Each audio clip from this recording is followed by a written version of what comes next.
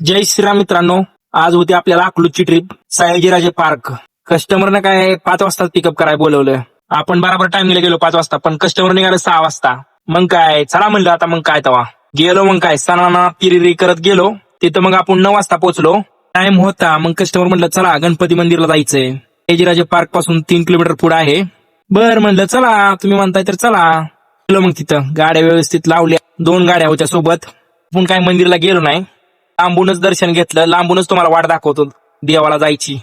काय हे बघून कुणा तोंडाला पाणी आलं. दोन्ही गाड्यांचा एक व्हिडिओ काढून घेतला. तिथलं दर्शन वगैरे घेऊन मग आपण डायरेक्ट सयाजीराजे पार्कला गेलो.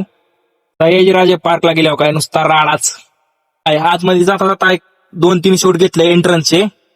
आतमध्ये आपल्याला नाश्त्यासाठी एंट्री होती. नाश्ता झाल्यावर कळालं की आपल्याला आतमध्ये पण आपण फिरू शकतो. नाश्त्याचा कार्यक्रम करून घेतला. हानकी बडीव दुरळा उडीव सुट्टी नाही.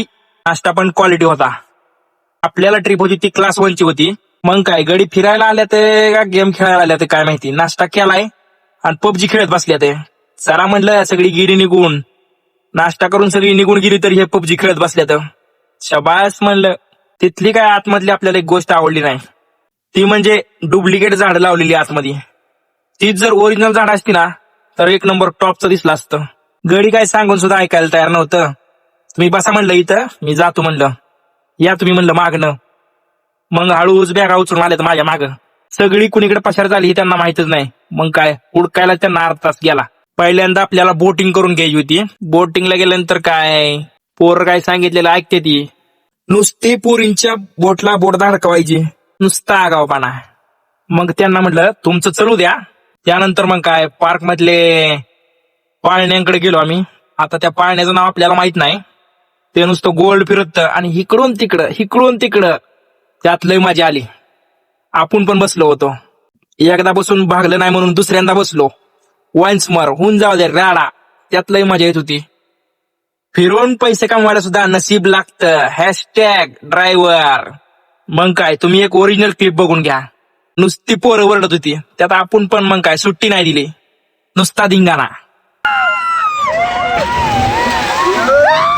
आयुष्यात काय चाललंय हे बघायचं नाही, आजचा दिवस कसा जातो हे बघायचं. कारण की आपण तो दिवस आपल्यासाठी आहे, तो दिवस शेवटचा म्हणून जगत असतो. कधी मरणार आहे आणि कधीपर्यंत जगणार आहे हे कोणालाच माहित नाही. त्यामुळे हसून खेळून एन्जॉय करून दुनियादारी गेली भोकात. 4 लोक काय म्हणतात, 4 लोकांची आईची गांड. ते आपल्याला ज्ञान देत असतात की आपलं घर चालवायला येत असतात. मग काय हिथं विषय होता तर नुसता राडाच होणार होता. त्या पाळण्यात बसायला खूप गर्दी होती.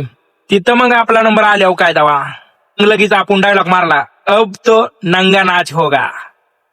कारण की सगळ्यांची फाटत होती. वरती गेल्यावर काय तो 30 सेकंद वरती थांबवायचा. तिथं पण आपण एकदा डबल बसायचं म्हटलं होतं, पण काय आपल्या नशिबातच नव्हतं. तोपर्यंत आई घातली आणि लाईट गेली.